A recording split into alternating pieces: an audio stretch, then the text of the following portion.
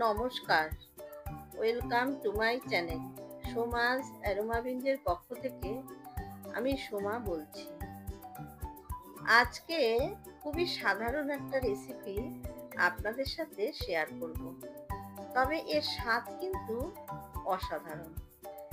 এই রেসিপিটা শীতের দিনে প্রায় সকলের বাড়িতেই হয়ে থাকে। এটা কোনো নতুন রান্না নয়। কার কার বাড়িতে এইভাবে বড়ি, শিম, আলু দিয়ে ট্যাংরা মাছ রান্না হয় অবশ্যই আমাকে কমেন্টস করে জানাবেন। রেসিপিটা ভালো লাগলে একটা লাইক করে আমার চ্যানেলটা সাবস্ক্রাইব করে বরাবরের মতন পাশে থাকার অনুরোধ রইল। তাহলে আসুন দেখে নেওয়া যাক আমার আজকের রেসিপিটি। ট্যাংরা মাছের ঝোল বানাবার জন্য এখানে আমি নিয়েছি 4টে মাঝারি সাইজের ট্যাংরা মাছ। মাছগুলো কেটে ভালো করে ধুয়ে নিয়েছি। আর নিয়েছি আলু, শিম, নিয়েছি কিছুটা বিউলির ডালের বড়ি আর অল্প ধনেপাতা কুচি। সমস্ত সবজি কেটে আমি ভালো করে ধুয়ে নিয়েছি।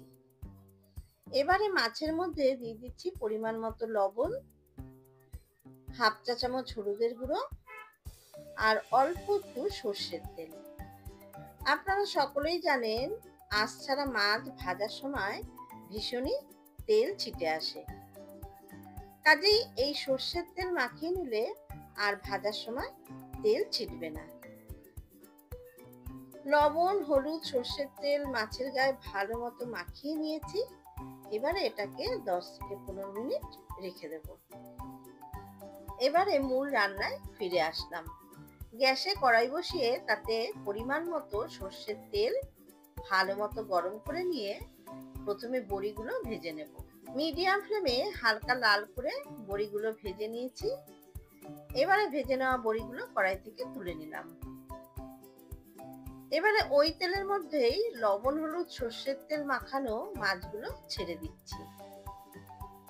গ্যাসের ফ্লেম কিন্তু মিডিয়ামে রেখেছি, তবে অবশ্যই সাবধানতা অবলম্বন করার জন্য আমি একটু মাছগুলো ঢেকে দিলাম। ততক্ষণে আমি মাছের মশলাটা তৈরি করে নেব। তার জন্য একটা বাটিতে নিয়ে নিচ্ছি হাফ চা চামচ হলুদের গুঁড়ো, হাফ চা চামচ লঙ্কার গুঁড়ো, 1 চা চামচ জিরের গুঁড়ো আর সামান্য একটু জল দিয়ে সমস্ত মশলা ভালো মতো মিশিয়ে নিয়ে একটা পেস্ট তৈরি করে এটাকে রেখে দিলাম। অন্যদিকে ঢাকা ওপেন করে একটা একটা করে মাছ উল্টে দিচ্ছি।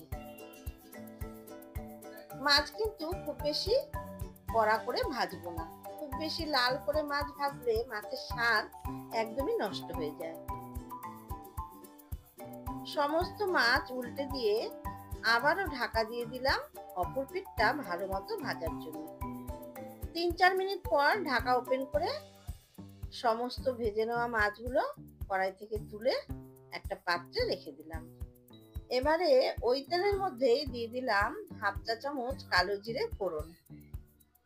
ফোড়নটা একটু নাড়াচাড়া করে দিয়ে দিচ্ছি আগে থেকে কেটে রাখা আলু। আলুটা লো টু মিডিয়াম ফ্লেমে একটু ভেজে নেব।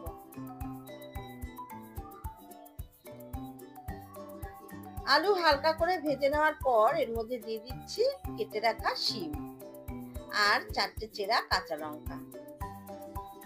কাঁচা লঙ্কা, শিম, আলু মিডিয়াম ফ্লেমে 1 থেকে 2 মিনিট ভেজে নিচ্ছি। কাঁচা লঙ্কা ভেজে নিলে খুব সুন্দর একটা ফ্লেভার আসে। 1 থেকে 2 মিনিট সমস্ত সবজিগুলো ভেজে নিয়েছি। এবারে দিয়ে দিচ্ছি একটা চৌকো করে কেটে নেওয়া টমেটো। টমেটো দিয়ে একটু নাড়াচাড়া করে দিয়ে দিলাম আগে থেকে তৈরি করে রাখা মশলার পেস্ট আর মশলার বাটি ধোয়া সামান্য একটু জল। ভালো করে নেড়েচেড়ে দিয়ে দিচ্ছি স্বাদ মতো লবণ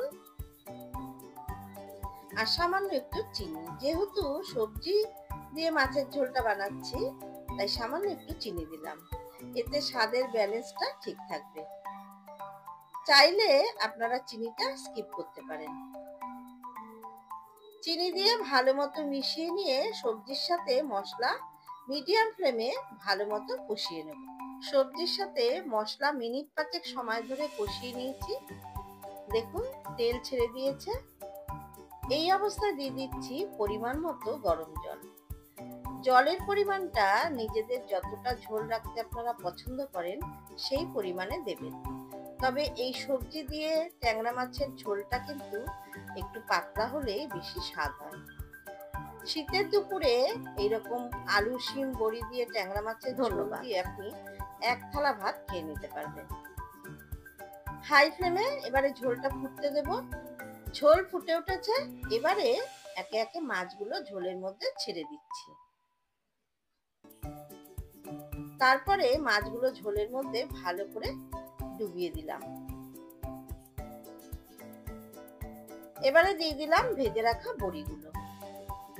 বড়ি দিয়ে ভালো মতো মিশিয়ে নিয়ে ঢাকা দিয়ে 5 মিনিট রান্নাটা হতে দেব। 5 মিনিট পর ঢাকা ওপেন করে একটু ওপর নিচ করে দিলাম। সবশেষে দিয়ে দিলাম 1 মুঠো ফ্রেশ ধনেপাতা কুচি। আমাদের শিম আলু বড়ি দিয়ে ট্যাংরা মাছের পাতলা ঝোল কিন্তু একদম তৈরি হয়ে গেছে। এবারে গ্যাসের ফ্লেম অফ করে ঢাকা দিয়ে 5 মিনিট স্ট্যান্ডিং টাইমে রেখে দেব। 5 মিনিট পর আমি এটাকে সার্ভ করে দিচ্ছি। রেসিপিটা কেমন লাগলো অবশ্যই আমাকে কমেন্টস করে জানাবেন।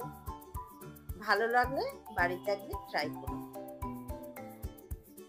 শীতের দুপুরে এরকম শিম আলু বড়ি দিয়ে ট্যাংরা মাছের ঝোল কিন্তু গরম ভাতের সাথে অসাধারণ লাগে। আমার রেসিপিগুলো ভালো লেগে থাকলে অবশ্যই আমার চ্যানেল সাবস্ক্রাইব করবেন। পাশে থাকা বেলটাতে প্রেস করে অল নোটিফিকেশন অন করে রাখবেন। তাহলেই এরকম নতুন নতুন রেসিপির আপডেট সবার আগে আপনার কাছে পৌঁছে যাবে। ভিডিওটা সম্পূর্ণ দেখবেন আর প্লিজ একটা লাইক করবেন, কমেন্টস করবেন আর বন্ধুদের সাথে প্রচুর শেয়ার করবেন। ধন্যবাদ।